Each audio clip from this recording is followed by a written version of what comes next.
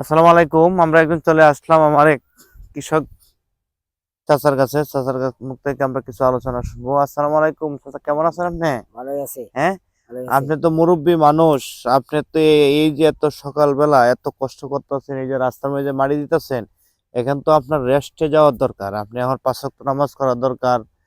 হ্যাঁ, আল্লাহ বিল্লাহ করতে, কিন্তু আপনি এই যে কাজ করতেছেন, আপনি এখন তো কাজ ছেড়ে দিতে হবে, ৫ ওয়াক্ত নামাজ করতে হবে। হ্যাঁ, হ্যাঁ। আপনি এত কষ্ট এখন কি দরকার করা? করি তো খাওয়ানোর লাগে। হুম মানে না চলতাম পারি না তো। হুম না করলে তো চলে না গিয়া। আপনার ফলাবার নাই?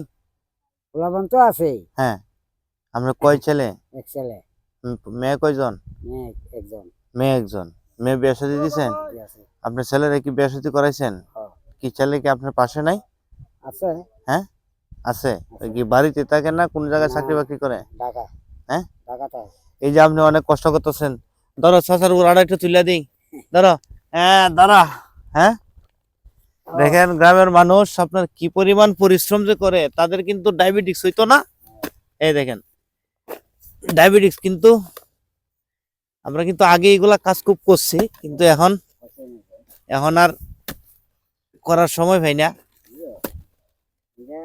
হ্যাঁ অন্য কোনো পার্টি আইলে হ্যাঁ তোমরা করবা, ঠিক আছে? গরিব মানুষ চলতে পারে না। হ্যাঁ এই কাজ টুকটাক করে। হ্যাঁ, এই যে কইবা। এই তাহলে আপনার জন্য দোয়া রইলো, যাতে আপনি হ্যাঁ। সুস্থ থাকেন, ও তার জন্য দোয়া করবো আমরা। ইনশাআল্লাহ।